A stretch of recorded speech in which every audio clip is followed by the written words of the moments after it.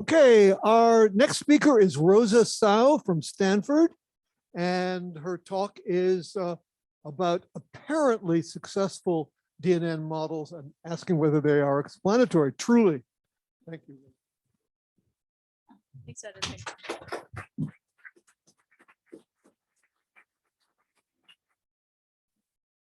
Okay, so I was really excited to be at this. Oh, I don't know. Is it? Okay, can people hear me now? All right, I gotta get real close. Okay, so I feel like these are super exciting times to be alive, and one of like the most okay. I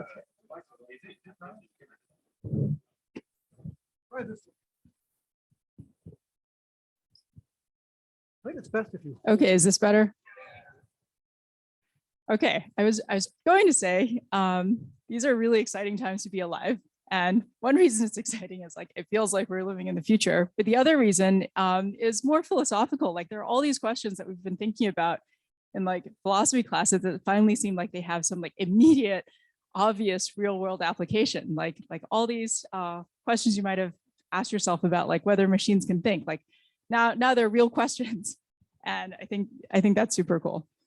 Okay, so I was, looking at Raphael's handout about what this conference is about, and he lists this like set of motivating questions for everybody.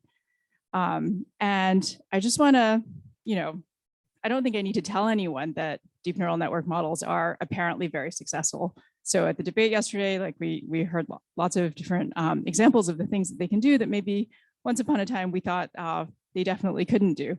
When I got into philosophy, I was really excited by Dreyfus's book about what computers still can't do. And I feel like many of those claims have sort of been blown out of the water by developments of the last 5 years. But we're still asking a bunch of questions about what we are to make of this apparent success.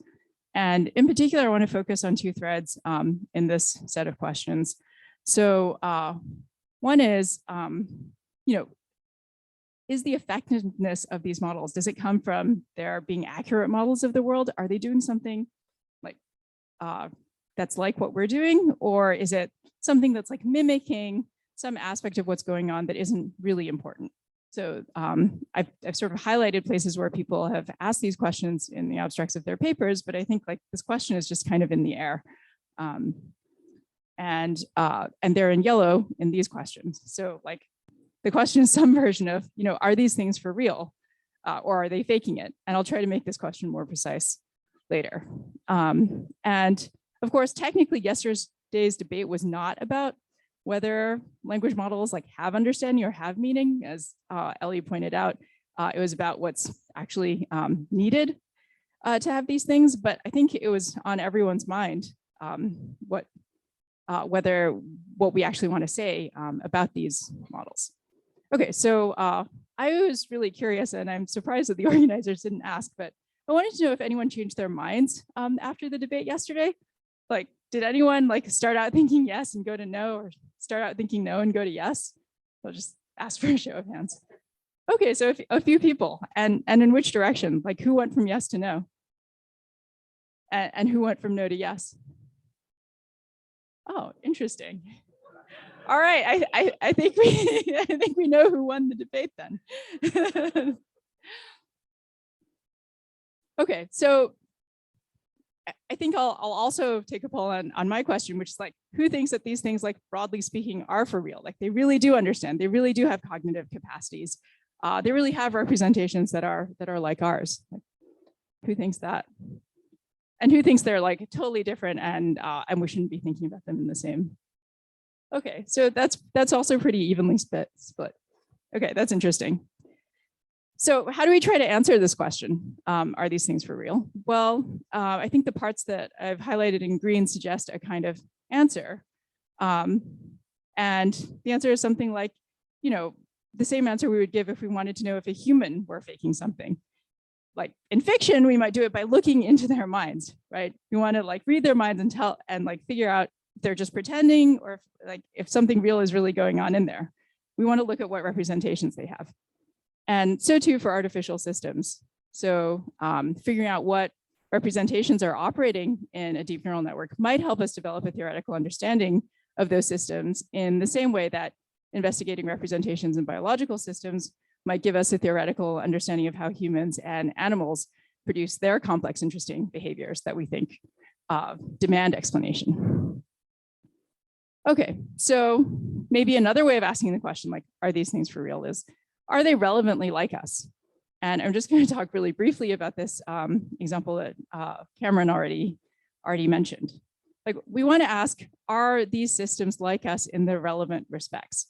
And like one important relevant respect that seems to license attributions of meaning and understanding to their behavior and make us think they are good models of capacities that we have, capacities like vision, is do they have internal states that are like ours? And do those internal states play the same kinds of functional roles in them as ours do in us?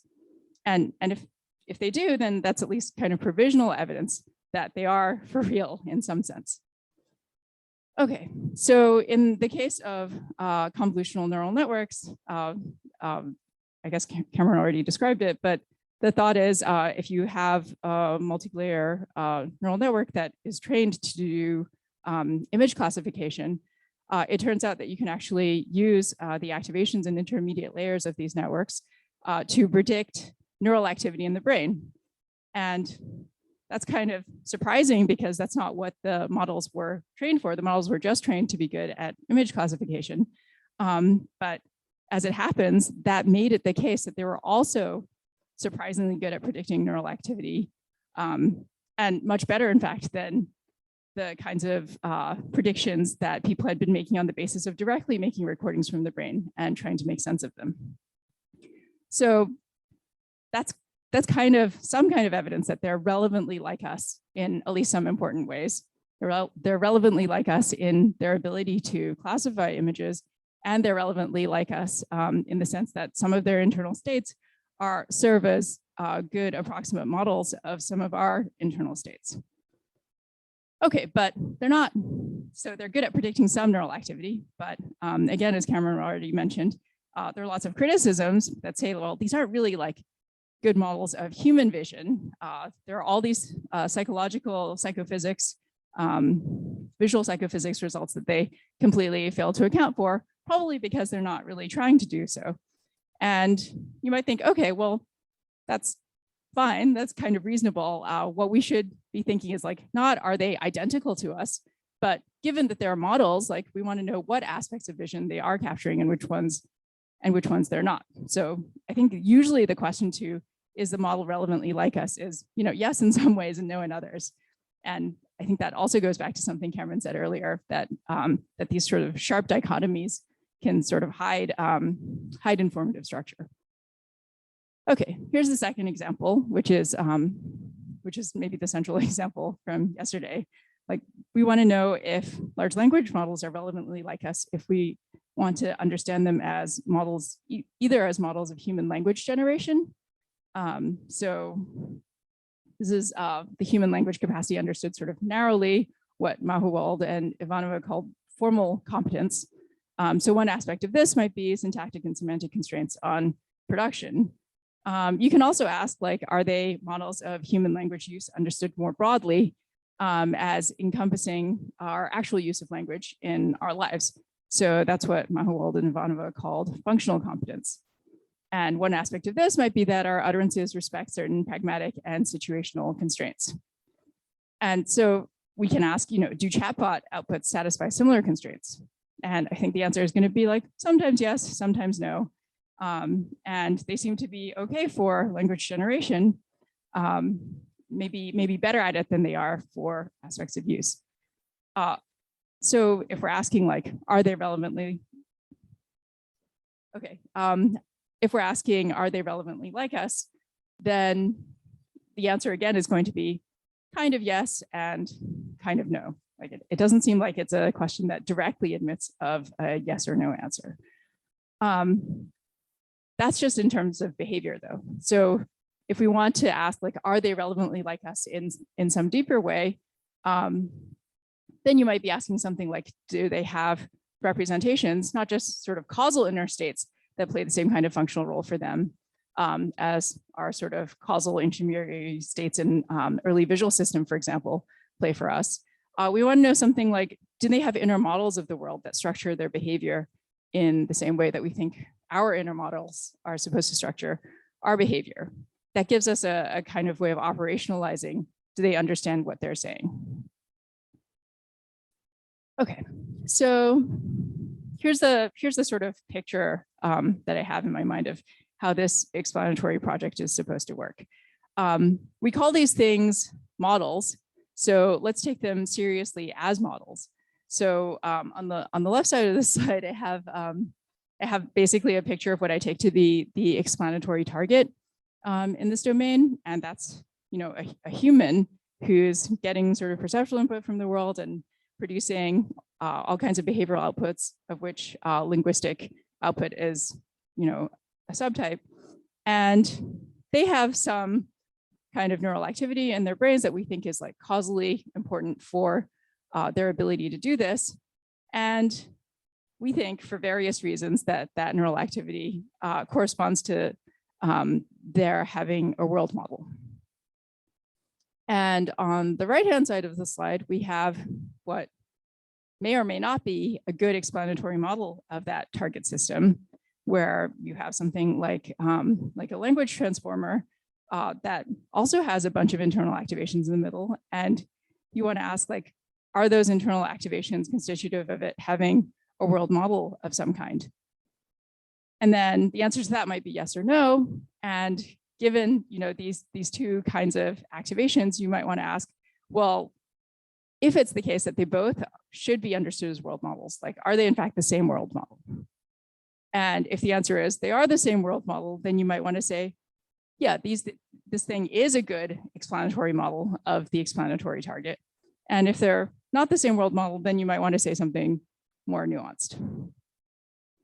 Okay, so now I'm going to take a little bit of a detour to talk more about representations, because I think the sort of explanatory target picture is itself not completely obvious. So, when we ask, does a language chatbot have a world model that's responsible for the kinds of outputs that it produces? I think we're kind of assuming that humans do have world models. And I think Gary Lupian said yesterday, well, there are lots of ways in which humans are also bad at the things that chatbots are bad at. And I know Cameron is a big advocate of applying the same standards when we're trying to compare what humans can do and what chatbots can do and what capacities humans have internally that may or may not be displayed in their behavior, and correspondingly what capacities chatbots may have that may or may not be displayed in their behavior until we find the right way of prompting them, for example. Okay, so why do we think that humans have world models? That's an actual question for the audience. Planning. So planning manifests in behavior, right? Are there any other reasons that we might think that humans have internal models? So how does science tell us that humans have internal models? Oh, we're able to do science. Yeah.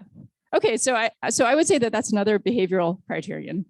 And I think if we think all the way back to the cognitive revolution, our primary reason for thinking that creatures that aren't ourselves also have internal models is because of certain kinds of characteristic behavior.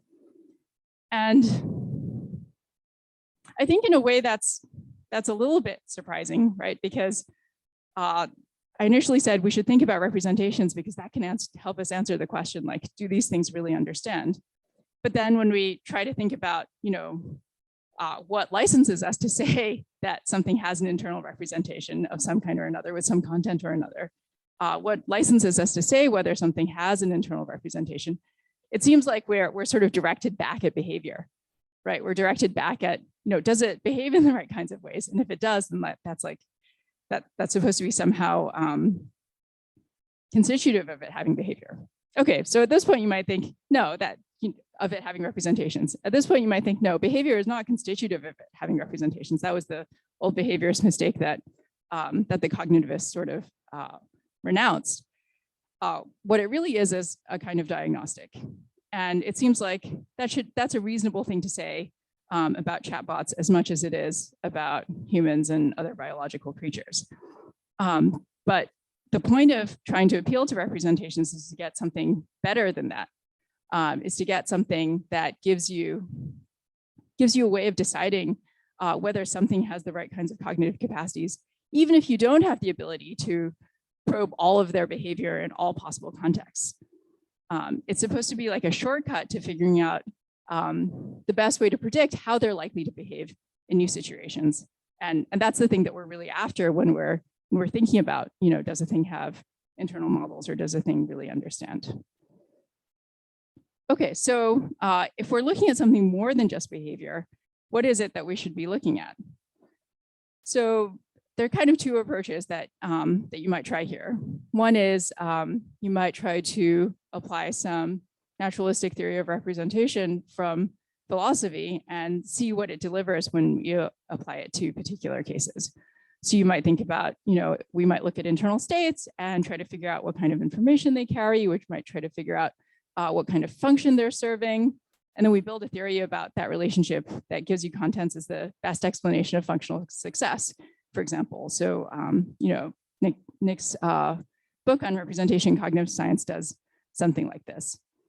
But those methods of trying to assign contents, first of all, don't always give you determinate contents.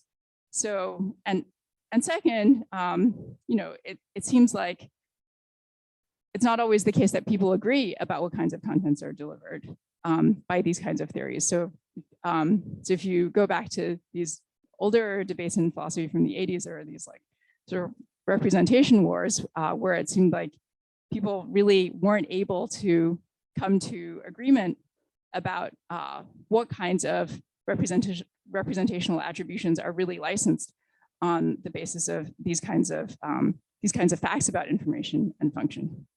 So as an alternative, second approach, we might look at what neuroscientists and cognitive scientists do when they're actually assigning representations in the brain, or maybe not exactly what they do, but what we rationally reconstruct them as doing and what we rationally reconstruct their justifications as when they assign representational contents to brain states that you can actually measure with scientific instruments that give publicly observable data.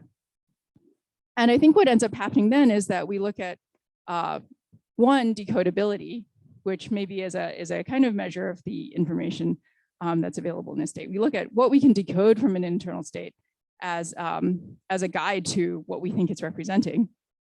And we also look at whether we can manipulate those internal states that we can decode.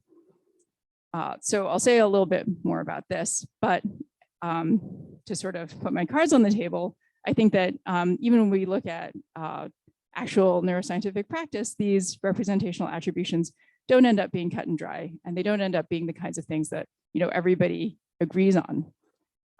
So here are a couple of examples. So in this case, in sort of the early days of neuroscience, we probed for brain representations using like single tungsten electrodes, and that's how we got things like edge representations in early visual cortex. We just go looking for functionally relevant patterns of neural activity with literal metal probes that we stuck into the brain.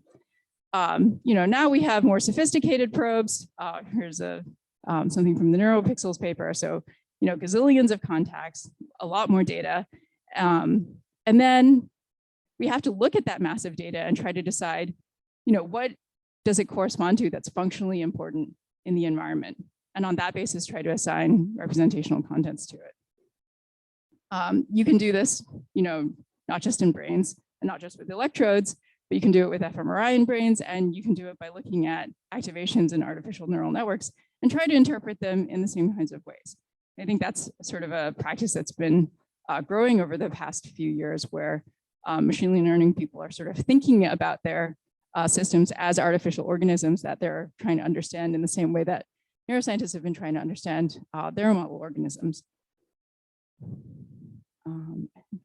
So we can understand probes very generally. Here's an example from research on transformers from natural language processing that's a few years old already. But in this case, you can think of a probe as something even more sophisticated, where it's a kind of a decoder that might need to be trained in its own right in order to recognize the patterns and show how they correspond to things that we think might be meaningful in the performance of a task. And I think what these examples kind of show is that the kinds of patterns that we can find in the brain, the kinds of information that we can decode from brain states and intermediate and inner states of artificial systems are going to be relative to the kinds of probes that we employ, right? So if we have a more sophisticated probe, we'll be able to see more patterns than if we had only a very simple probe. And so a sophisticated probe can find patterns that a simple probe cannot. You might worry at this point that if you have an overly sophisticated probe, it might find patterns that aren't really there, that instead of discovering something in the brain, we're projecting something into the brain instead. And I think there are sort of systematic and helpful things that you can say here. There are lots of controls that you can do. And I think Jacqueline Harding, who has a great paper on probes, is going to talk about them later. So I think I'll just say that like my takeaway from this is that even after you do all of these controls, it's not going to be the case that there's going to be some like objective probe independent fact about whether a pattern is present. They're just going to be facts about whether a pattern is salient to us when we try to pick it up with the instruments that we have. And that's going to be as true in humans and animals as it is in deep neural networks. So given this fact, when we think about what representations should we try to attribute to patterns of internal activation, either in animals or machines, we have to take a bunch of pragmatic considerations into account. So there's some like sort of basic requirements, like we think a pattern of activity that counts as a representation should be causally involved in a behavior of interest. And we think that that pattern of activity should be manipulable at the representational level, by which I mean that you ought to be able to, by manipulating that pattern of activity, also manipulate the content of the representation and get results of that manipulation that are predicted by your representational theory of what's going on. And if you put these two things together with the fact that the kinds of patterns that you're dealing with are the ones that you picked up using a particular probe that you designed for the purpose, then it's going to be the case that what representations you ascribe to a system, whether you think they're present at all and what you think their contents are going to be kind of relative, not just to your probe, but also to your explanatory purpose in trying to find the representations in the first place. Okay, that makes it seem kind of, there's kind of like, okay, pluralism, and then there's like, well, anything goes. And I think it would be quite bad if it turned out that, we don't have a good enough, we don't have a restrictive enough theory of representation that basically anything goes. So one way to sort of narrow down the story about representation and make it actually practically useful is to say, well, we should restrict the kinds of probes that we allow ourselves. And there are lots of different things you might say. You might say, okay, we should only allow ourselves linear probes because those are the things that are picking up real facts. You might, on the other hand, say, no, we can allow ourselves more complex probes. We just have to make sure that we do the right controls where we can look at a network that we think has the relevant property and one that doesn't have a relevant property, and make sure that our probe, however complicated, like still isn't able to pick it up from the thing that definitely doesn't have the property. Okay, and I think the short way of summing that up is that, at least for the purposes of neuroscience, the kinds of probes that look like downstream parts of the brain are going to make more sense for our scientific and epistemic purposes, which are something like finding what representations in the brain are actually responsible for generating the downstream behavior that we're interested in. So I've talked about two different kinds of probes, like physical probes and then sort of machine probes for looking inside artificial systems. And I just mentioned downstream processes, which is like basically everything downstream in the brain to the pattern of activity that you're interested in evaluating for representational content. And I think like one sort of helpful way to think about it is that these are all basically the same kind of thing. They might initially seem quite different, but in all cases, whether they're employed by us as scientists or by our brains and bodies, like their goal is to make sense of neural activity as representational, to sort of translate it into whatever it is that we're trying to explain. In case of the body, it's behavior. In case of the decoder, it might be like what the relevant stimulus was that caused it. And to the extent that the interpretation that these probes embody is successful or useful, we can say that the representation that's relative to that decoder really exists. So one consequence of this view is that I think it should make representation seem less real or less objective than you might originally have thought. And I think I would say, that tells us something about the nature of representations and why, even though initially I said they're sort of a natural way of addressing this question, does a system really understand? Does a system really have an inner model? It might turn out that they don't actually give us the sharp verdicts that we want, because it might be that you can decode the relevant pattern, but only with a really complex decoder that maybe doesn't work in other kinds of systems. And you might think the kind of the whole point of positing representations in the first place is to try to make explanatory generalizations across different kinds of systems and say, look, even though these things are quite physically different or like different in their particular physiological details, they're doing the same thing. Like that's one of the prime motivations for thinking that there are representations in the first place. And if it turns out that the only representations that you can find are ones that require very different decoders across different systems, then you might feel less good about whether it makes sense scientifically to actually attribute them in these cases. Okay, all that being said, I think that there are cases where you can take this framework and get things that are quite suggestive.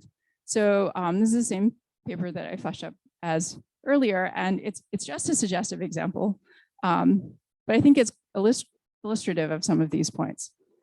So this is a paper where the authors trained some GPT-like clone on a bunch of transcripts of games of Othello.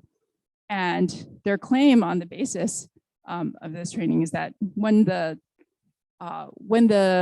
model was able to successfully predict the continuation of the transcript, they were also able to probe its inner states and find what they took to be representations of the actual board state of the game on the basis of the transcripts. So I don't really know all of the details of what they did, but I looked at this and I was really struck by two things. One is that they were able to decode these representations of the board state, but only using a nonlinear probe. So they weren't able to get very good decodings using a linear probe. However, they were able to get better decodings with the nonlinear probe from their actually trained network than from a random network. So you might think, okay, that's a reasonable control. That pattern really is in there. And the second thing that they did was actually manipulate those representations and find that the board predictions about which squares were going to be relevant to the next move changed according to the manipulations they made about what the system thought that the actual board state was at that time.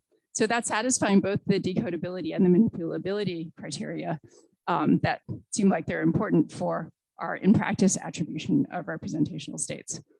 So the other way that this paper is really interesting is that the authors are really pushing this line that we shouldn't it shouldn't be the case that just because something is fitting patterns of data, that we should also assume that it's not doing anything else.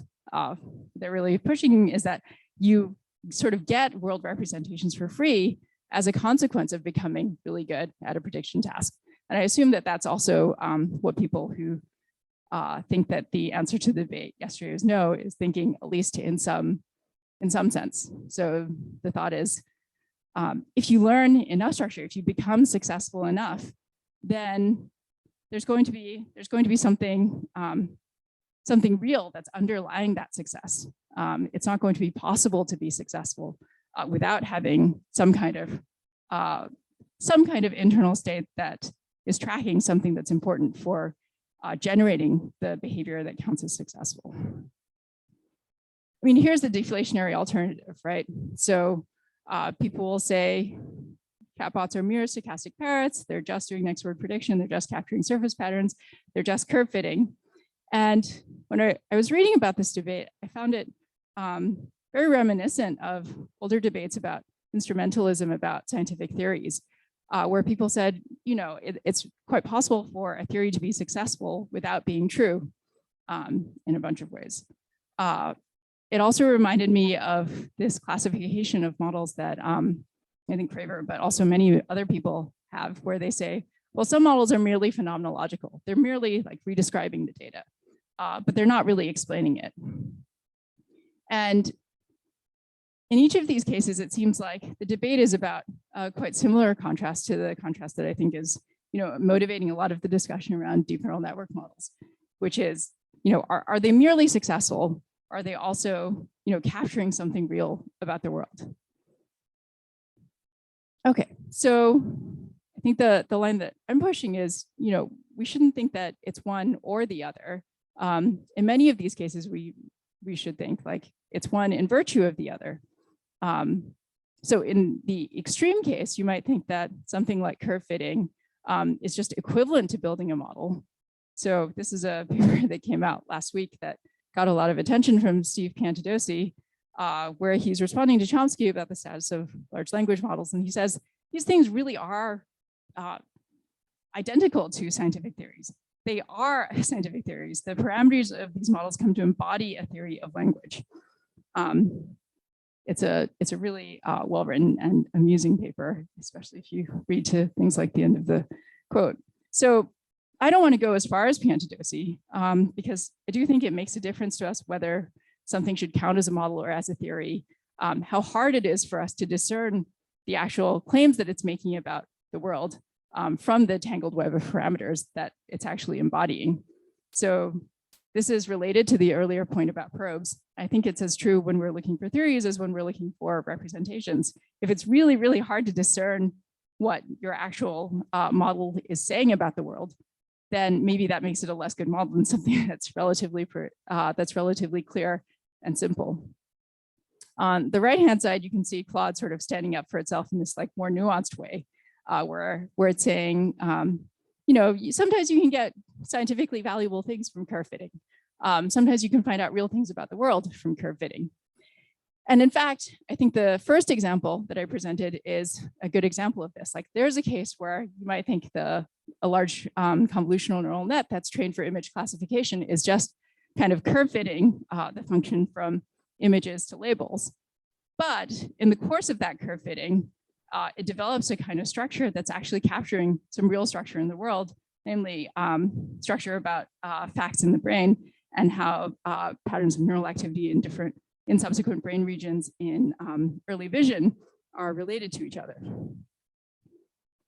Okay, so here are some other analogous contrasts that I think share similar features. So I already said contrast between realism and instrumentalism about science, explanatory models that tell us how something actually works, how some phenomenon is actually produced, versus a model that merely redescribes the thing that we want to understand. There's that earlier debate that you know, Tolman's maze sort of pushed everyone towards one side of the difference between cognitivism and behaviorism, where we might ask, you know, is there anything more to what's going on than just stimulus response patterns, maybe quite complex ones, or is there actually some kind of internal state that's being updated and responsible for the kinds of behavior that we see? I think you can also see it in something like model-based RL versus model-free RL, where in the model-based version, we think there's something inside that can genuinely be interpreted as a model of the world with articulated parts that could be independently manipulated, maybe. Whereas in model-free RL, we want to say something like, there's nothing inside that's like that, even though there is something inside that is responsible for generating the behavior of the organism. And I think the last contrast that maybe feels like more socially salient is like, with the rise of chatbots, people in higher education have been talking a lot about cheating. And it's a similar contrast to ask like, what's the difference between cheating such that you are apparently displaying competence on something like an exam and actually understanding what's going on. I think what I want to say about all of these cases is that it isn't such a sharp contrast. And if you're good enough at cheating, right, if you've actually memorized all of the answers to all of the possible exams, you might think like, you can't do that without having some kind of understanding. Like that constitutes the same kind of competence with the relevant facts as what we might have intuitively called understanding would give you. And similarly, if you have the kinds of competence that you gain from model-free reinforcement learning on the basis of enough trials where you've managed to explore every single possible combination of states, then you do have something that is behaviorally equivalent to allowing you to generate behavior like the one that you would have from having a full model. It's just that it's less efficient in various ways, and maybe you can't update it in various ways. But in principle, you could decode the same kinds of information about the environment from what was going on in the internal states of such a creature, right? In order for it to generate all those behaviors, it has to have something inside. It's just that that thing inside doesn't have the simple form or like the elegant form that you might expect or want from something that had a more obvious model. Okay, I'm gonna wrap up pretty quickly. Okay, so I want to go back to this picture where we're asking, is the chatbot a good explanatory model of sort of a human speaker using language in the world? And I think if you think of these two answers, like yes, it is a good model. It's genuine. It's truly explanatory, as being on one end of a continuum, and no, it's nothing like us as being on the other end of the continuum. Like surely, as with all of these other sharp contrasts, like the right thing to say is something in the middle. So they explain some aspects, but not all of them. You can ask, like, in what respects are they similar? What functional roles are actually shared by the internal states of the two systems? And you might ask, like, what contents are shared? So, instead of asking, like, does it have the same world model as we do? You can instead ask something like, does it make sense to posit the existence of internal models of various aspects of the world, given the behavior? And it might be that it does make sense to say that the thing has a world model, but it doesn't make sense to say that its world model is the same as ours. Or maybe it doesn't make sense to say that its world model is actually, true of the world. But that doesn't mean that it isn't a good model of a system that generates its behaviors on the basis of an internal model. Right? So you ought to be able to separate all of these different pieces out. You can ask whether the world model in the artificial system is good in the sense of underlying its success at the task for which it was trained. So that could be like word prediction and like not pissing off people who are giving it feedback on the internet. And, it might turn out that its purposes aren't our purposes, because our purpose in talking is not word prediction and eliciting positive feedback from our audience, although presumably that's also part of our purpose in talking. It's certainly part of my purpose in talking right now. So you might think, sure, it's a model of language use that's legitimately symbolic and referential, but a less good model of idiosyncratically human language use that depends on our particular concerns and our particular interests in the world. So it might make sense to ascribe a world model to the artificial system for the same reasons that it makes sense to attribute a world model to an animal or to ourselves, both on the basis of behavior and on the basis of the internal states that seem patterned in systematic ways with respect to that behavior. But we don't have to restrict ourselves to answers like, yes, it understands, or no, it doesn't understand, or yes, its words have meaning, or no, they don't. It might be that their words do have meaning, but they're not the same as ours, or that they only partially overlap with ours because the world that it's experiencing and interacting with is so different from our own. It's such a restricted subset of our own. Wittgenstein said if a lion could talk, we wouldn't necessarily be able to understand it. And I think you can think something similar is going on here, that our language carves up the world in ways that are useful for us, given the kinds of interests that we have, And if you have a system, whether it's an animal or an artificial system that has, quite different interests and parcelates the world in quite different ways, it might be that even though it's using our words, it's using them in quite different ways. You might also ask something like, what if it doesn't have a full-fledged world model? Like, still it might have beliefs that maybe aren't knitted into something that could be like run independently of its inputs and outputs. Well, if you think that beliefs are given by their functional roles, then you might think, well, it has these inner states that share some of the same functional roles as the things that we call beliefs, but are different in a bunch of other ways, like they're not constrained by non-contradiction or producing coherent action with respect to stable goals over time. But there still might be enough of a partial match that it's worth saying it is a good model of that aspect of our internal states that we call belief. Okay, so what should we ask instead of, do they really understand, or are they, truly explanatory models? I think we should ask things like, what aspects of your explanatory target does the model actually capture? So I think Cameron was saying earlier that the CNNs capture like a small sliver of the human visual capacity, but they're quite good models of that small sliver of the human visual capacity. And similarly, you can ask, what aspects of the human language use do chatbots capture? And they capture, maybe a small sliver of it, the part where we're sort of shooting the shit with someone in conversation, but not lots of other ways where we might use language to try to actually like accomplish nonverbal outcomes in the world.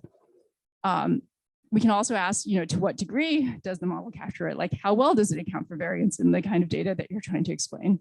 And you can ask under what kinds of assumptions, including assumptions about what constitutes representation. You can ask like, how robust is your model? How well does it generalize and how efficient it is? Not just sort of in a way that's subservient to, does it exhibit genuine understanding or is it genuinely explanatory? Like, these aren't just questions that then allow us to get to the real answer of, is it true? They're sort of independently interesting questions when we're assessing a model as a model and, not as a threat or as a copy of our humanity. Okay, so I think I'll stop there. Thanks.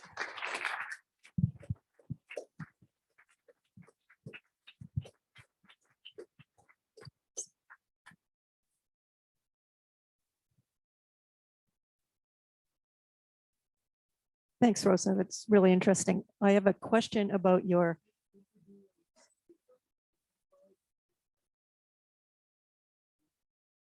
Frankie Egan of Philosophy, Rutgers. So I have a question about your representational pragmatism.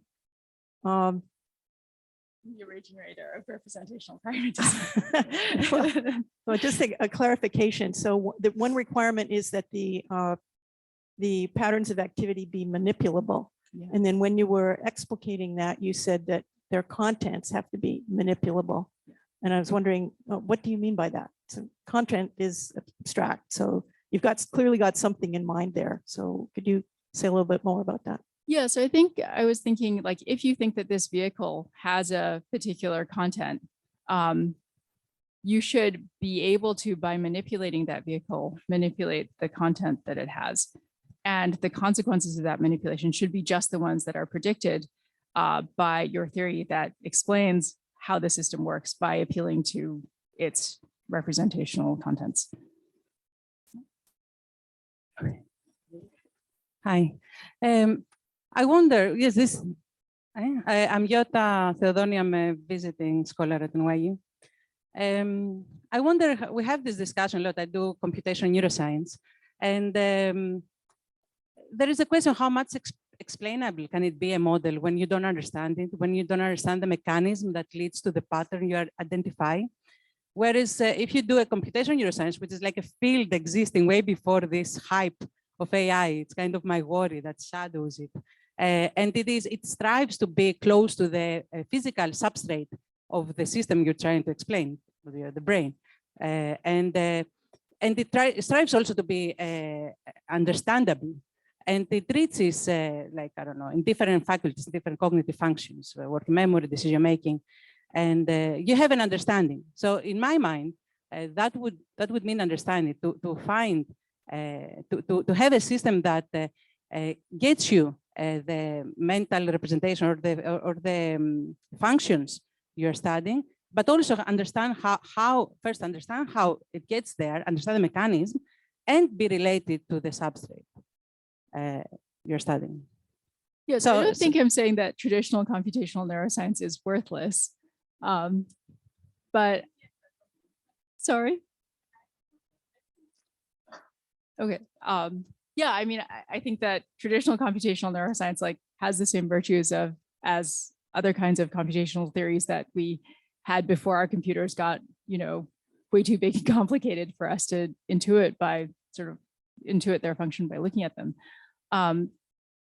That said, I guess I was thinking, there are lots of different senses of model here, right? And I'm not trying to say that like these kinds of neural network models are the only kind of model. To the extent that they are models, I think they're probably more like model organisms than they are like the simple models of traditional computational neuroscience, right? Where we also think that model organisms help us explain how particular systems work by, being a sort of version of the phenomenon that we care about that's more easily manipulable and might be simpler in some kinds of ways. And it's certainly true that it's easier for us to see what's going on at least some level of description, a relatively low level of description in these artificial neural networks. And then you say, well, they don't really work as models because we don't have this higher level description that we did have in traditional computational models. And I think, first, that might be something that's changing as we come to have higher level, as we come to have understandings of these networks at different levels of abstraction. But I think the other thing is that, well, maybe I'll just stop there. Ida Momenejad, I'm at Microsoft Research, background in cognitive neuroscience also. I agree that it's appropriate to look at a model in terms of the particular task or the particular lens that we are going to understand it. But I have a worry that maybe some of the words that you are using are being conflated, like world model, cognitive map, internal representations, or behavior relevant representation. These are not identical. They're not identical in AI, they're not identical in neuroscience, they're not identical in cognitive science. So I worry that some of the murkier boundaries might be due to the fact that the boundaries between these words have become a little more blurry. Cognitive maps is a lot less demanding, like the Tolmanian examples that you were giving us. A very simple model-based tabular model can do that. However, the world model, we would expect a lot more of it. So I wonder if you could talk a little bit about these distinctions. Thank you.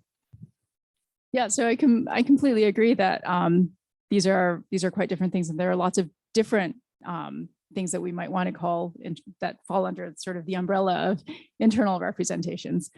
So I think, for example, the things that people call representations in convolutional neural networks, those are something just that are like, mere causal intermediaries. It's not obvious that attributing content to any of those states actually does any work for us. It's more like, calling them edge detectors or calling them, whatever features they are is a way of naming them, whether they're activation states in a network or like sort of complicated arrangements of neural activation in the brain. It doesn't seem like their content is crucial to the role that they play in the explanation.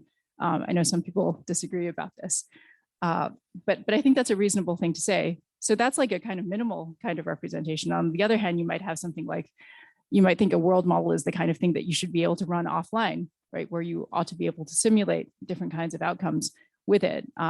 And, you could have some kind of representation of the world that was not yet a world model in that sense, something because it couldn't be run offline in any kind of way, like maybe a perceptual representation that you could do lots of different things with that's higher up than early vision would be an example of that. So you could have like something that was like minimal, like activations. You could have something like just a representation of how the world is right now that's driven by perception, like a more demanding notion of representation. Then you could have something like an offline rerunnable world model as something more sophisticated. And I don't think we should blur those boundaries. But I think in each of those cases, you would want to apply the same criteria for deciding whether they exist in biological organisms and in artificial systems. You wouldn't want to use different criteria. Hi, my name is Atusa Kassirzadeh. I'm a philosopher. So in philosophy of science, there are all these different distinctions between kinds of models, like representational models, explanatory models, and predictive models. And there's lots of discussion basically trying to understand how these kinds of models relate to each other. So from your talk, I got that maybe we have good reasons. Okay, obviously these models are predictive models, so they maybe have a predictive word model. Maybe they have some kind of like representational word model, but I was not sure where did this explanatory kind of element kicked in. And also, can you say, what do you mean by truly explanatory as opposed to non-truly explanatory models? Thanks. So I don't think there's any difference between those. That's just like rhetoric, right? Because I think people get really worked up about the difference between like merely predictive and like actually explanatory, truly explanatory, but there's no difference between those. Yeah, to the first part of your question, I think I was thinking of examples like the ones that were given yesterday, where you train the model to predict text successfully, and it seems to from that have also captured relationships between things like colors, right? Where it seems like there are these sort of real facts about the world that are encoded in the statistical facts about our language, and so you're capturing one in virtue of becoming successful at the other thing. Yeah, Gary Lupien, cognitive science. I really enjoyed your talk. I thought there was some slippage in your use of the term representation. And some of it, I guess, is maybe inevitable differences in kind of its uses in philosophy and its uses in at least more contemporary cognitive science and cognitive neuroscience, where it's a very loose term to refer to mental states that are causally involved in something, but they have, I think when, especially in cognitive neuroscience, when people talk about representations, it doesn't come with any sort of baggage of a particular format. And I'm wondering how you think about it. So for example, something like a cognitive map, one could infer on the basis of experiments and how the animal generalizes from one environment, learning from one environment to another, that, okay, it is learning not just a sequence of turns, but has some representation of the world. But that representation need not be, I think in how people tend to think about it, anything like some, a symbolic model, right?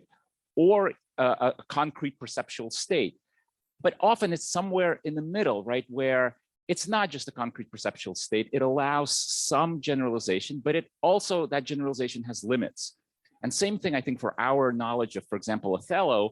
Yeah, your knowledge of Othello comes with, knowing how to play, but you don't necessarily, you can't necessarily transfer it completely to, for example, a larger board, right? So there are just limitations, and I wonder how you think about it. So do those limitations mean that it's less of a representation? No, I don't think that at all. And I think I agree with actually everything that you said just now. It does seem there are lots of different kinds of representations that play these mixed roles. I hope I didn't say anything that made it sound like I didn't believe that. But my consistency checker is imperfect. Hi, I'm Anjul. I'm in Columbia College. I just wanted to know, what are the most promising real-world applications to your research that you can foresee? That is a rough question to ask a philosopher. So I think that maybe the application that I care the most about, which is why it's kind of horrifying that Gary asked me that question, is that I think people should be more clear about what they're talking about when they talk about representations, and they should distinguish between the different kinds of representations and not equivocate between, the kinds of introspectively accessible like experiences that you might have, as part of your mental life, and like the kinds of things that neuroscientists are finding with, their electrodes. It seems like in lots of cases, those are just like not the same kind of thing. Example. Hi, my name is Adam Morris. I'm at Princeton studying computational cognitive science. So I've been trying to think through like where some of the intuitions that I have and maybe other people have come from for why we might want, like why it feels like some of these models might not have real understanding.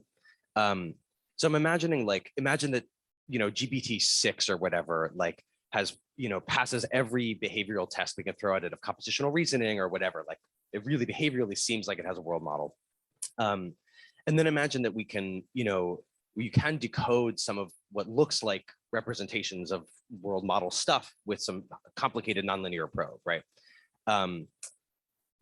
To me, it feels like a lot of the residual intuition that no, it still doesn't understand the way that humans do, comes from introspection, right? It comes from the like, no, but when I reason, when I do compositional reasoning, like the representations are extremely clear and decodable. Like they're, again, I don't know how much to trust this. That's part of the question, but like my sense is that that's where some of the intuition comes from for people. Like I'm trying to imagine if I have no introspective access to my own, or seeming introspective access to my own compositional reasoning, planning, whatever.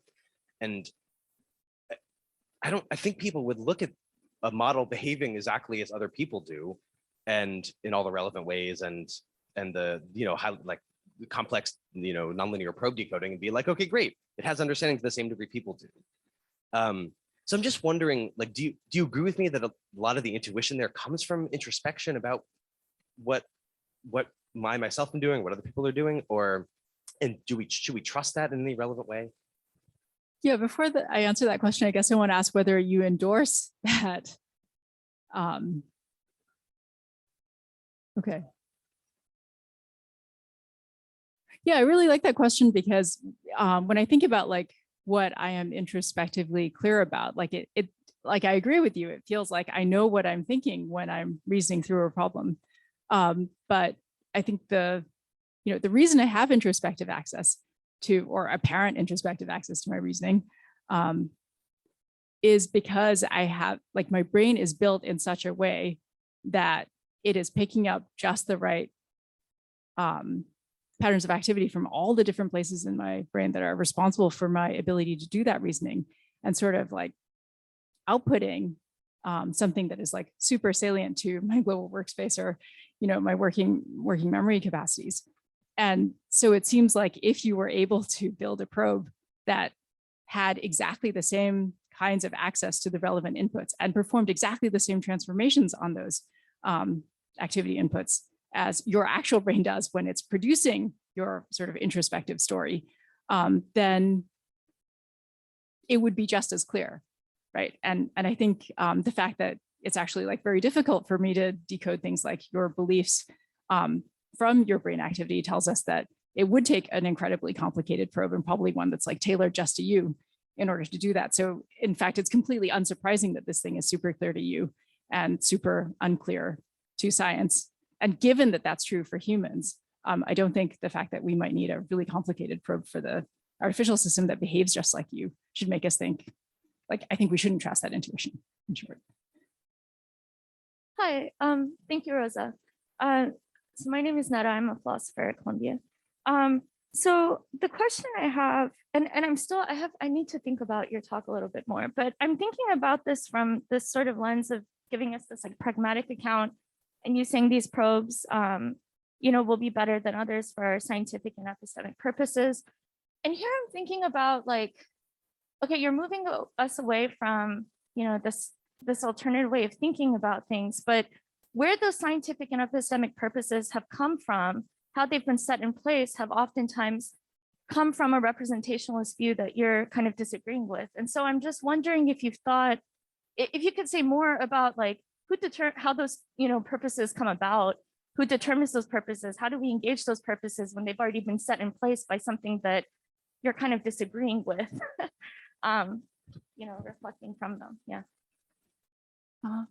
Yeah, I'm not totally sure what you take me to be disagreeing with, but I guess I was thinking the explanatory purposes come from something like, here's this incredibly complex behavior. It seems like we can't explain it unless we posit something like an internal state, or like we can only explain it efficiently and across, and make good generalizations if we posit some kind of internal state. I don't disagree with those motivations at all. Then we take our probes and we go hunting inside the brain for the physical manifestations of these functionally important states. And we find things that seem like they are relevant to behavior, like they're active at the same time as behavior, they're like specific to that behavior. I think so far everything seems fine. I just then don't want to say, now let's automatically identify that activity with the original theoretical positive of representation, because the connection is not yet strong enough to license that. Thanks. Yeah, so I sometimes worry that this term model as applied to deep neural networks muddies the water a little bit. And you've touched on this, but the reason why I say this is that because it seems like there are different projects and different ways in which you can use these models with different explanatory targets. So one of them would be using deep neural networks as models of neural activity, as we've been doing with CNNs, as we've been doing with transformers. Another project would be using them as models of cognition and perception at a higher level of analysis, perhaps. So the original project of some of the connectionists, when they were resisting the charge of being merely implementational, building merely implementational models. There is also the project of building a model of behavior. So when we talk about psychophysics, the Bowers and colleagues paper, sometimes it's targeting this explanation of behavior. I mean, these things are connected, of course. It depends on the commitments you have about the explanatory independence of different things. And then there is a different thing altogether, which is trying to understand these deep neural networks in and out of themselves, regardless of whether they're good models of anything related to humans. And often these large language models are not built to be models of cognition or neural activity. And with this latter project, it seems that perhaps, as you mentioned, we have ways to probe these models. This also involves yet other models we use, right? So the classifiers and other things we can use.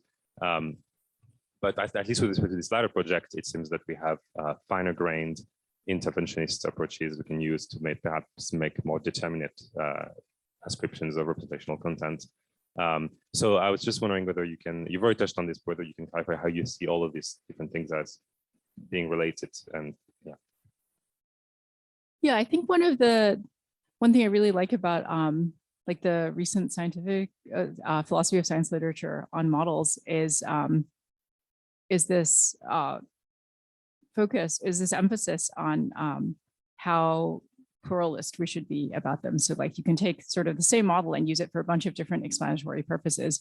And when you could apply it to different kinds of phenomena. And like when you do that, then different aspects of the model become salient. So like things that, parameters that didn't have a interpretation in terms of like a real causal variable in the world in one context might acquire that in a different context.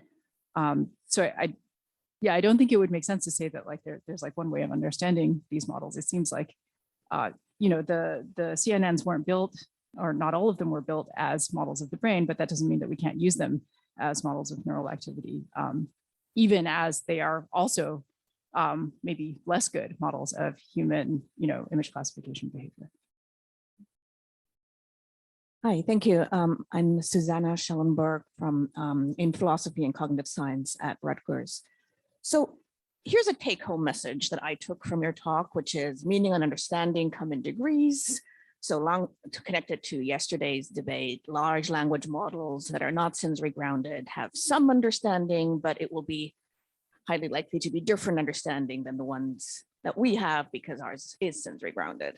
And that seems true to me, but it also seems very unsatisfactory. So I wanted to ask you to say, if you can say a little bit more about ways in which we could, and you said some, but I just wanted to hear more from you, ways in which we could, assess and rank or, different types of understanding so that we can have a bit more than just this somewhat, permissive degree response that you gave. Yeah, I'm not sure what would be satisfying in this context, right? I think I want to say something like, do they understand? Well, I don't think they have the same joy of understanding that we have, right? Like when we understand something, like maybe it feels like there's some phenomenology associated with it. It seems like unlikely that they have that phenomenology. There's the kind of understanding where we say, like, when you understand something, you're able to like do stuff with it. You're able to apply it to other contexts. You're able to expand on it. You're able to like hook it up with the other things that you know. It seems like the more complicated and the more sort of like varied in its capacities a artificial system is, the more likely it is that understanding could play that role for it. If you think of like a really stripped down artificial system, you might think like there's this much more minimal sense of understanding where it does have something like a consistency checker. So it's not just sort of like throwing out utterances at random. But I don't think I have a strict hierarchy of the different kinds. Okay, we'll have to stop now. Let's thank Rosa.